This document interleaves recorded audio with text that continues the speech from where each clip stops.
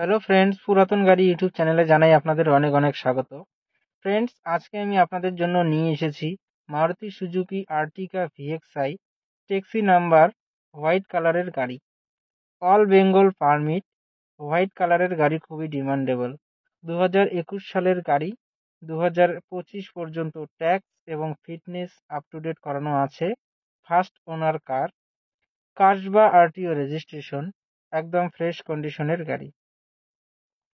পুরো অরিজিনাল পেইন্টের গাড়ি।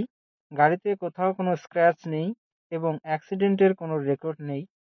গাড়িতে পাচ্ছেন হ্যালোজেন হেডলাইট এবং projector headlight, AC, music system, power steering, auto fold mirror, electronic adjustable mirror, dual AC, airbag, rear AC vent, নতুন seat cover, parking sensor, spoiler, all brand new tyre with wheel cap.